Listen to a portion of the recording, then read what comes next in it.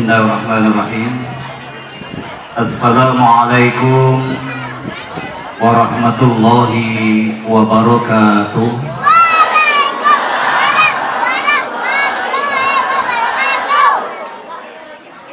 Alhamdulillahi rabbil alamin.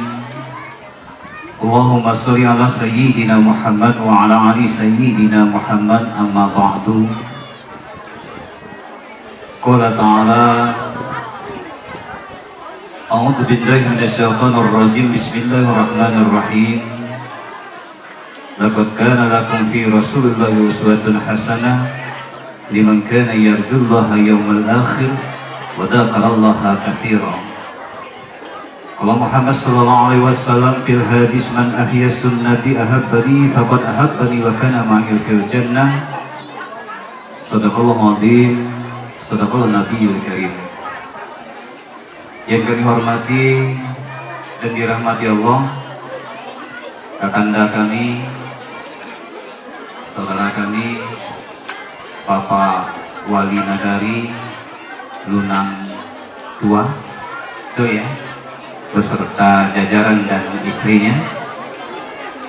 Juga hadir bersama kita Bapak Rianto, Bapak Yanto ya, mantan camat Kecamatan Lunang. Beliau terlambat karena sibuk katanya memuliakan istrinya, bantu beres-beres. Memang wajahnya sayang istri apa. Juga ada orang tua kami, Bapak Buya Ahmad Rozi, yang akrab dipanggil Pak Rozi ya. Di sebelahnya ada Pak Tono, kalau tidak salah saya. Sudah itu ada Ustadz Anggi dari Sekolah Tinggi Dakwah yang ada di Jakarta ya, dan mengabdikan diri di sini. Mudah-mudahan betah dan bermakna ilmunya di sini nanti Ustaz. Kalaupun nanti ada kekurangan, khususnya juga misalnya mau nambah orang rumah, ya telepon saya. KUA banyak stoknya. Atau penyuluh dari KUA Lunang, Bapak Zaprizal ya. Nah, yang lain tadi belum sempat kenal orang tua kami. Mudah-mudahan sehat selalu dalam ridha Allah Subhanahu wa Ta'ala.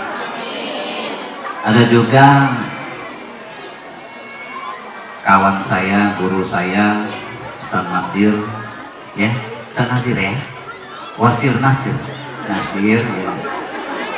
Kalaupun ada salah dalam penyampaian nanti protesnya setelah acara Ustaz. Bapak Ibu jamaah yang saya muliakan dan dimuliakan Allah, serta anak-anak yang kita selalu doakan mudah-mudahan menjadi anak-anak yang soleh dan solehah, anak-anak yang berbakti kepada Allah dan orang tuanya, dan menjadi kebanggaan dan anak-anak yang sukses pada waktunya nanti. Amin ya robbal alamin. Ya, terkhusus juga buat adinda saya lupa, Mas Rusdianto dengan panitianya. Kalau tidak beliau tidak mungkin hadir di sini. Makasih, matur suwun sangat. Entah jelas atau tidak, pokoknya makasih. Saya masih sempat nanya-nanya. Makanya kalau mau tidak bertanya lagi, saya sampaikan sama beliau, jangan cuma 2 kali undang, tapi minimal 7 kali diundang. Sepakat ibu-ibu? Setuju ibu-ibu? Keras dikit, setuju? Enggak dengar sih. Setuju? Itu baru lambat. Kita bersyukur pada Allah Subhanahu wa Ta'ala karena pada hari ini atas ridha Allah kita ditemukan di lapangan Masjid Baitus Salam dalam rangka bersilaturahim yang dikemas oleh panitia dalam rangka peringatan Maulid Nabi Muhammad SAW. Kita bermohon kepada Allah, Allah ya Rob, jadikanlah acara ini menjadi asbab turunnya barokahmu kepada kami semua. Amin ya Rabbal alamin. Salawat dan salam sama-sama kita haturkan buat junjungan alam Nabi besar Muhammad sallallahu alaihi wasallam. Mudah-mudahan di yaumil akhirat nanti kita semuanya mendapatkan syafaat. Sudah janji Allah, barang siapa umat Muhammad dalam satu hari 1 kali saja bersolawat, maka Allah akan bersolawat kepada umat Muhammad itu 10 kali, dan akan Allah beri kebaikan 10 kebaikan, dan dihilangkan dari 10 keburukan, serta diberi 10 derajat lebih tinggi daripada yang tidak bersolawat. Mudah-mudahan kita hilang semua keburukannya, amin. Diberi segala kebaikan, amin. Dan ditinggikan derajat kita, amin. Yang punya hutang, hutangnya lunas, amin.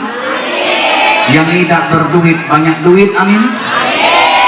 Yang sangat ini susah, pulang nanti bahagia, amin. Yang punya penyakit hati, penyakit hatinya hilang, amin. Yang tidak bisa hilang penyakit hatinya, mudah-mudahan hatinya yang hilang, amin.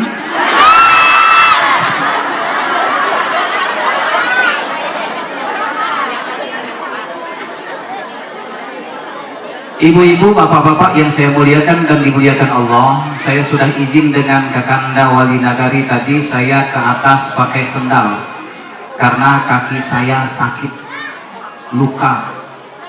Ternyata saya mau tahu arti kaki yang sehat setelah kaki saya sakit. Maka jaga kesehatan. Saya sebelum kena ini, Pak Wali, malam Sabtu kemarin itu dulu, Senin sudah, gelisah saya di malam harinya, tidak bisa tidur. Mau tidur jam 2 terbangun mau tidur jam 11 terbangun setengah 12. Jam setengah 2 terbangun lagi, entah gelisah. Saya ambil wudhu, sholat. Baru saya bisa tidur setengah 4 bangun, saya dengar ayam saya berkotek. Sekali. Karena perasaan saya dengan ayam begitu sayangnya, saya lihat sudah digulung ular. Ternyata saya mau bacok ular, saking ketakutnya terbacok kaki sendiri. Mungkin sudah kata Allah, kau besok pagi mau sakit hati apa sakit kaki? Saya pilih sakit kaki saja. Daripada sakit hati repot ibu. Sakit kaki bisa dijahit, sakit hati kemana obat tidak dicari, betul? Nah, jaga mulut kita, jangan sampai menyakiti perasaan saudara kita. Kalau kita lukai saudara kita dengan pedang, luka di tangan, luka di kaki, masih ada harapan sembuh karena banyak obatnya. Tapi kalau lidah kita melukai hati saudara kita, maka sulit obat untuk dicari. Kadang-kadang sakit hati itu sampai mati tidak terobati. Maka jaga lidah kita, mudah-mudahan Lunang 2 ini menjadi contoh bahwa rahmat Allah akan turun di sini semuanya. Amin. Selesai kita ini. Ibu bapak yang saya muliakan dan dimuliakan Allah, malam dulu saya pernah ke sini, belum sempat kenalan secara detail. Saya bernama Zainal Harobin. Asli saya Kepahian. Kalau desa saya namanya Desa Batu Bandung.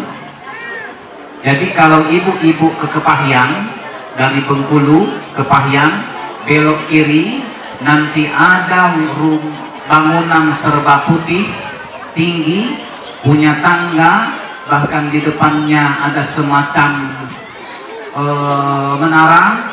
Nah itu mampir di situ, itu kantor bupati. Nah itu kantor bupati. Bukan rumah. Kalau rumah kami arah ke kanan, Batu Bandung namanya. Jadi itu rumah orang tua kami. Kalau di Muko-Muko, rumah di belakang kantor dewan. Cari saja namanya Zainal, insya Allah yang kenal tahu. Makanya kalau nyari saya, cari sama yang kenal saja, jangan cari sama yang tidak kenal, repot. Istri saya 1, anak saya baru 1. Saya mohon doa ibu-ibu ya, mudah-mudahan ini makbul, supaya saya cepat punya anak lagi, amin. Ya Robbal, saya mohon ini, karena saya ingin anak lagi. Anak saya baru 1. Keguguran 4 kali orang rumah saya. Padahal rencana saya nikah dulu Pak Wali, saya punya anak 13 orang. Ini sudah 5 kan, tinggal 8 berarti. Ya kalau Allah kasih kenapa tidak? Ya enggak. Banyak anak, insya Allah banyak yang mendoakan kita. Itu saja, bukan masalah rezekinya, tapi banyak yang akan mendoakan kita. Ibu-ibu yang saya muliakan dan dimuliakan Allah, mau masuk surga? Mau masuk surga? Surga ibu-ibu itu hanyalah ridho suaminya. Kalau ridho suami sudah ada, maka gampang surga buat ibu-ibu. Ada hadis, Pak Ustaz ya. Ada hadisnya begini, Bu. Ayyuma amra'atin matat wa zawjaha anha radi dakhala fil jannah. Hadis ini untuk wanita. Apabila wanita itu wafat duluan, istri mati duluan, mati duluan, sementara ridho suaminya sudah memaafkan kesalahannya, maka kata para Rasul, istri itu jaminannya masuk surga. Pasti dalam surga. Mau masuk surga? Nah, bapak-bapak, makna hadis ini 2 kalau kita lihat. 1, kalau istri kita wafat, maka bapak-bapak apapun kesalahannya maafkan saja. Yang kedua, ibu-ibu minta mati duluan daripada suami. Sepakat? Hah? Biar dapat ridho. Sepakat? Mudah-mudahan malam nanti yang sepakat wafat. Amin. Ya Rabbal. Untuk apa kita tinggal di dunia ini kalau hanya berbuat dosa? Dunia ini sementara. Dikasih harta kita menjadi orang pelit, dikasih kekayaan menjadi kikir, dikasih badan yang sehat tambah jauh dari masjid, dikasih mulut yang indah rajin menggibah, dikasih tangan yang kuat hanya mencuri. Untuk apa kita hidup lama di dunia jikalau hanya dosa-dosa yang kita buat? Lebih baik kita minta wafat. Maka kesempatan yang Allah berikan sekarang ini, kita masih diberi kesempatan hidup, maka gunakanlah hidup ini sebaik-baiknya supaya wafat kita nanti husnul khotimah. Ya Rabbal. Maka dalam kesempatan hari ini Maulid Nabi Muhammad SAW, bagaimana cara kita menjaga sunnah Rasulullah? Minimal dalam kehidupan kita di dalam rumah tangga, kita jalankan sunnah Rasulullah SAW. Ibu-ibu, bapak-bapak yang saya muliakan dan dimuliakan Allah, kalau kita mau jadikan Rasulullah sebagai uswah, contoh dalam kehidupan kita, dari berbagai segi bisa kita contoh. Segi apa yang tidak ada pada Rasulullah? Dari segi sosial, Rasulullah paling bermasyarakat. Dari segi dermawan, Rasulullah paling pemurah. Dari segi kesehatan, tidak ada manusia yang lebih sehat daripada Rasulullah SAW. Coba Rasulullah itu 63 tahun umurnya. 63 tahun umur Rasulullah itu cuma 2 kali sakit. 2 kali sakit. Maaf Ustadz, Nasir berapa umur? 40. Sudah berapa kali sakit Ustadz? Anda terhitung lagi. Ini mbak kami berapa umur? 17. 26, udah berapa kali sakit?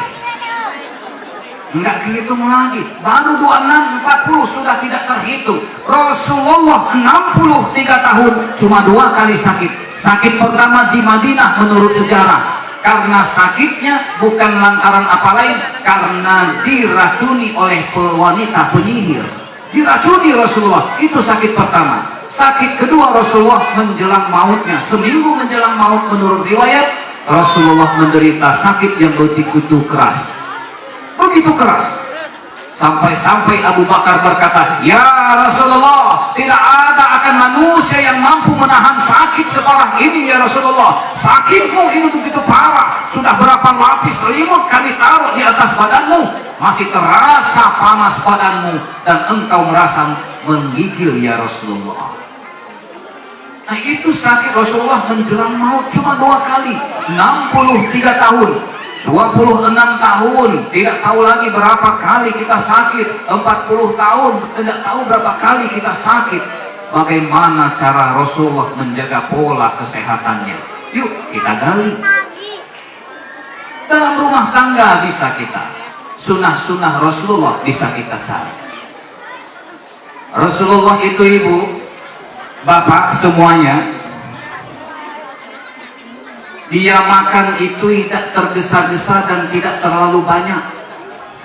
Makannya sedang-sedang saja. Bahkan dia ambil makanan, ada riwayat mengatakan cuma dengan 3 jari. Dia suap, dia ambil makan, dia kunyah sampai 40 kali. Ngunyah makanan sampai 40 kali. Kita berapa kali? Kadang-kadang tidak terkunyah sudah masuk. Saking kebanyak saingan kita di hadapan makanan itu. Tadi kan sudah ditanya oleh panitia, ibu-ibu monggo dimangan, dipanami, wes entek, makan habis. Belum disuruh sudah habis. Ini sehat namanya. Di antara sehat dan rakus.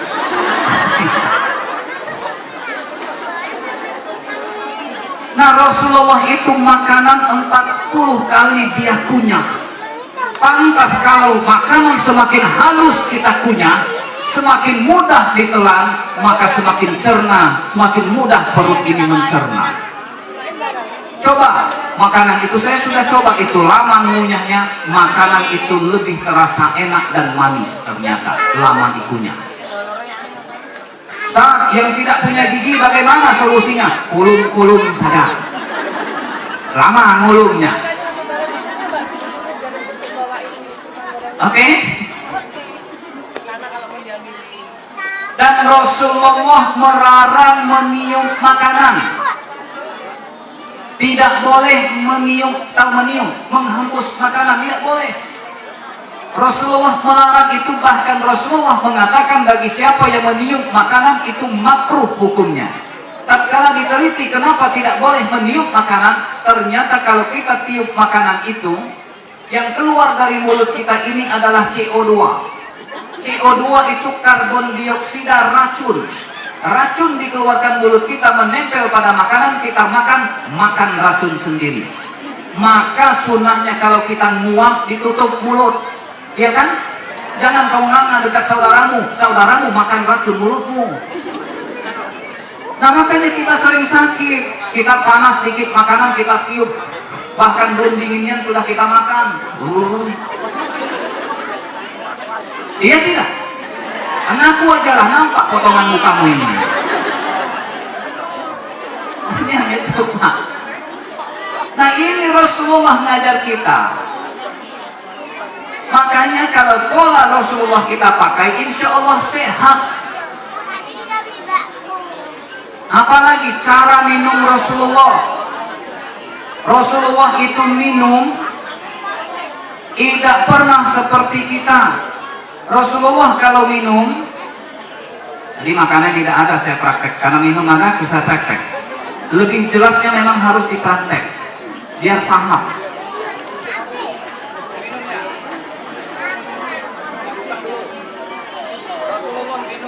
Rasulullah minum itu dengan Bismillahirrahmanirrahim, dia teguk. Satu teguk, Alhamdulillah. Cara Rasulullah, kalau dia masih merasa haus, dia Bismillah kembali. Bismillahirrahmanirrahim. Satu teguk, Alhamdulillah. Kalaupun masih terasa haus, Bismillah lagi. Bismillahirrahmanirrahim.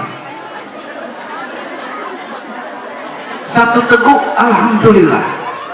maka air yang seteguk itu akan mengalir, terasa rasanya enak, mengalir di dalam badan kita yang kering itu. Tapi beda dengan kita.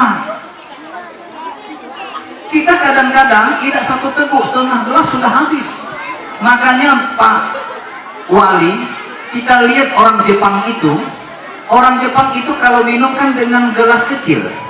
Dia yang ambil. Ternyata dengan gelas air kecil itu sudah sekali teguk habis.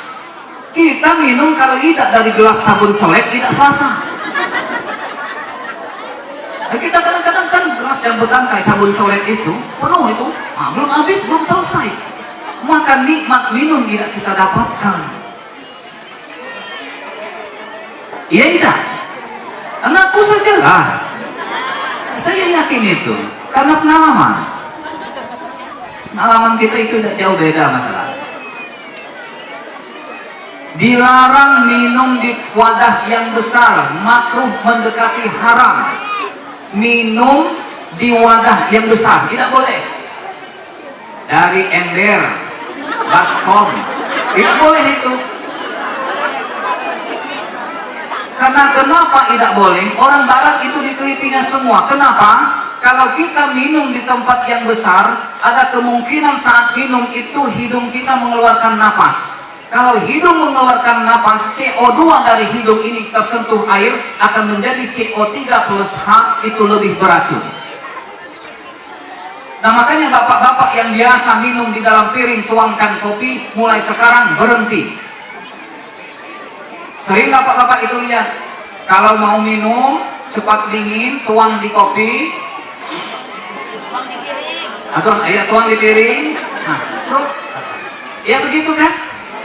Nah ternyata sudah Rasul atur semua tentang kita, bagaimana minum kita, makan kita dan sebagainya.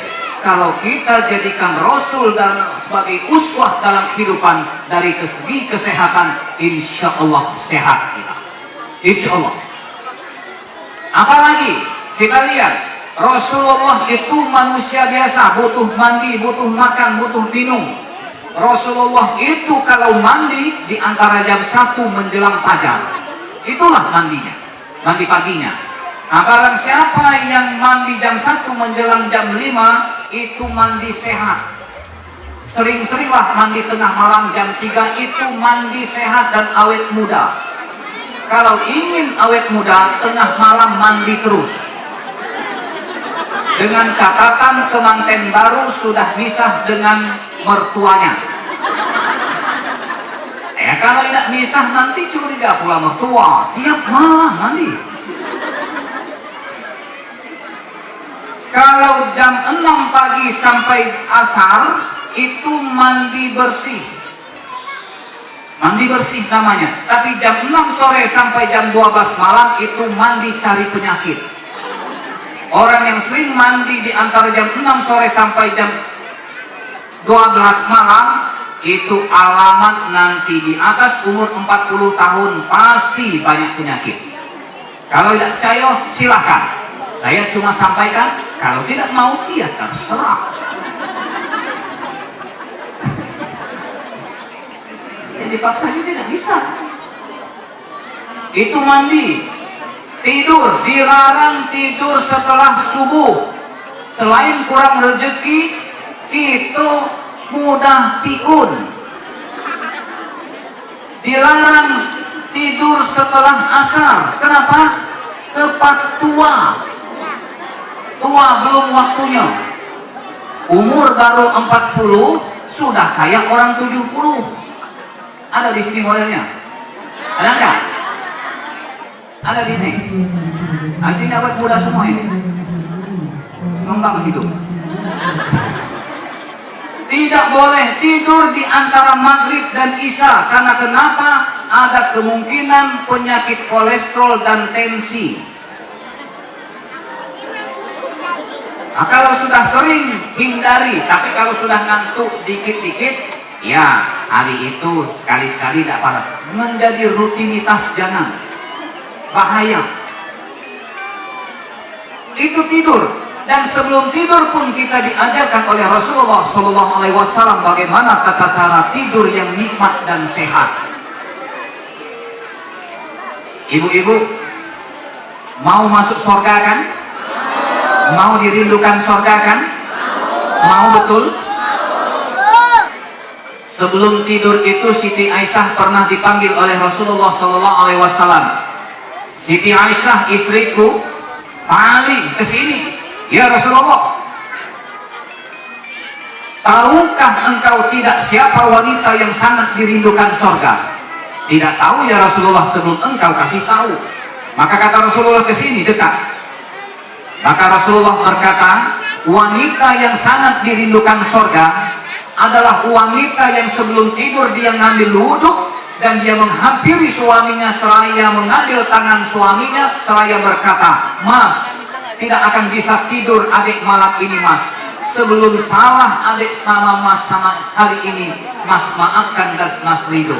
Mas maafkan salah adik hari ini, cium tangan Masmu dan Masmu pegang kepala, pergilah tidur. Wanita yang tiap malam minta maaf kepada suaminya, baik dia punya salah atau suaminya punya salah, wanita itu akan dirindukan surga. Kita pernah tidak minta maaf sebelum tidur? Hah? Belum pernah?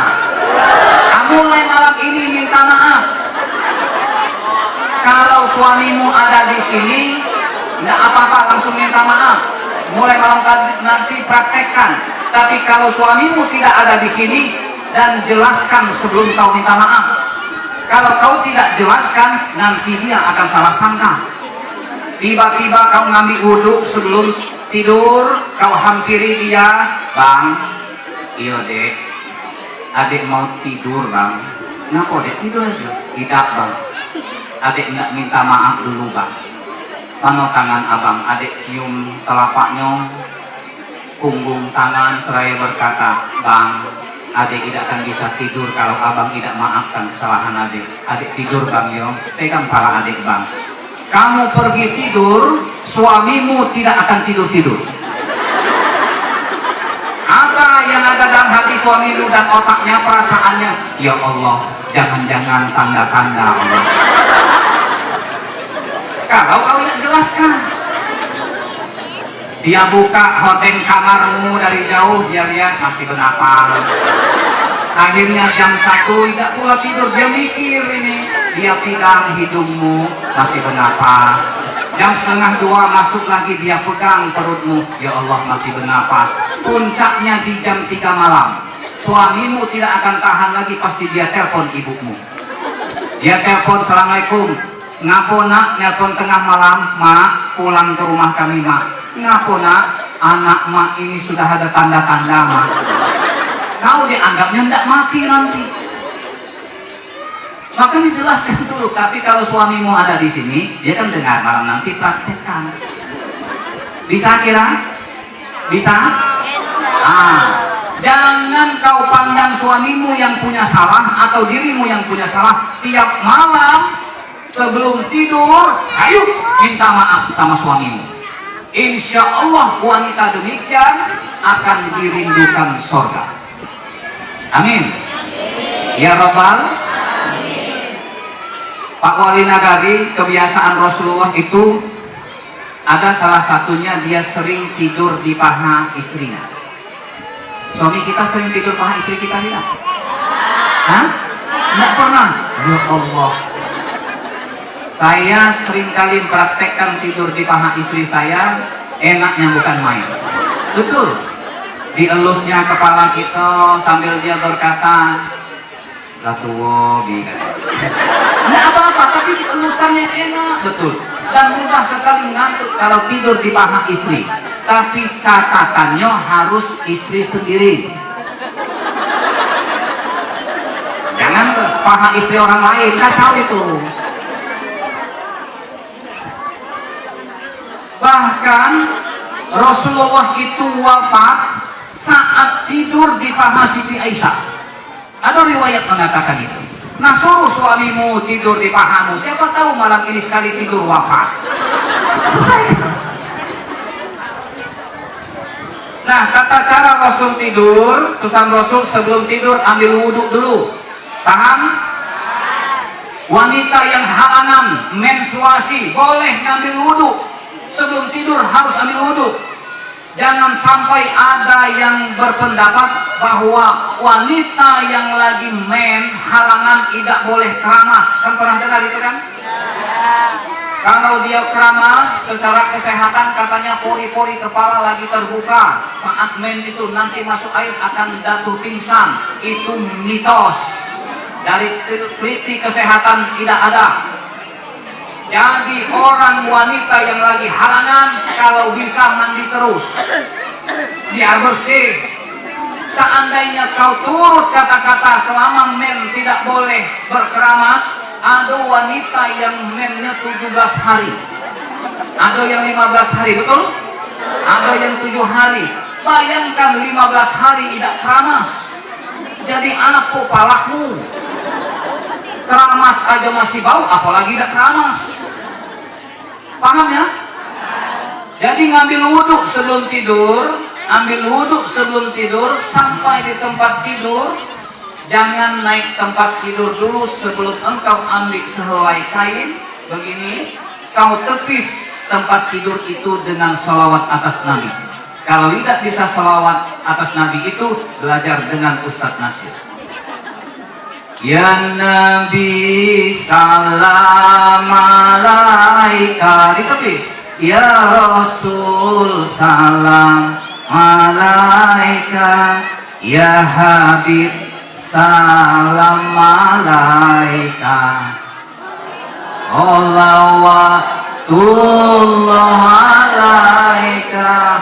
Saya tadi mau diiringi beliau, suara beliau bagus. Beliau tidak ngerti tadi. Entahlah. Kadang-kadang memang kalau baru bertemu itu, hati itu belum sesangkut paut.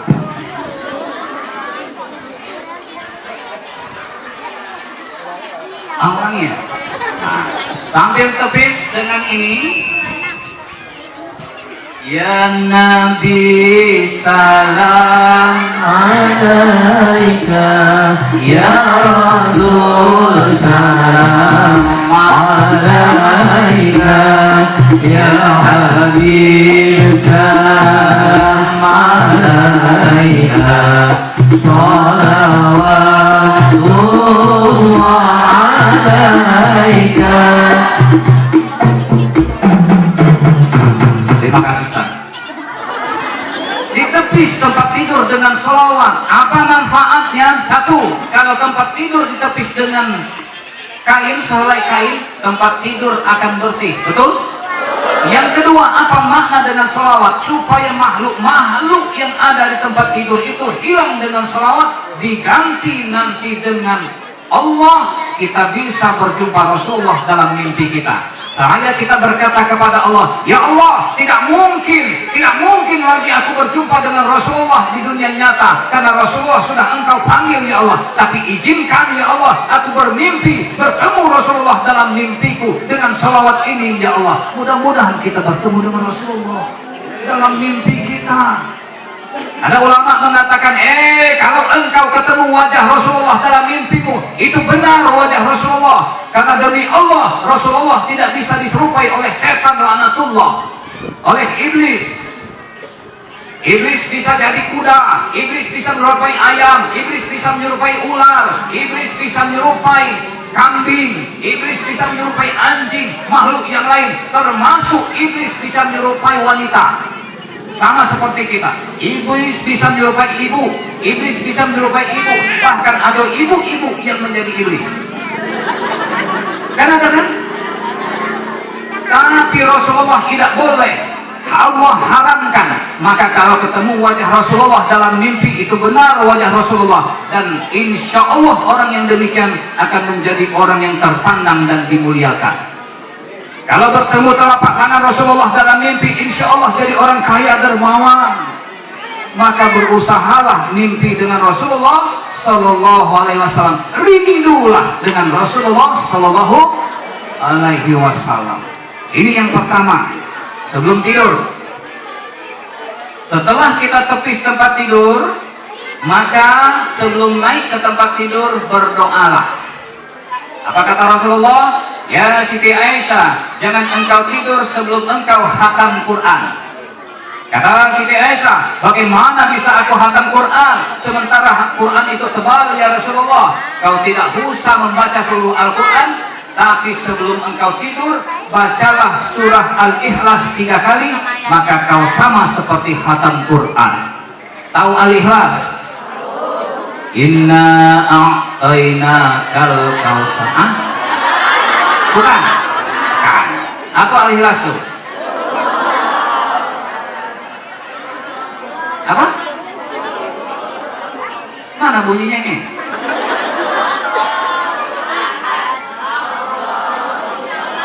Lah?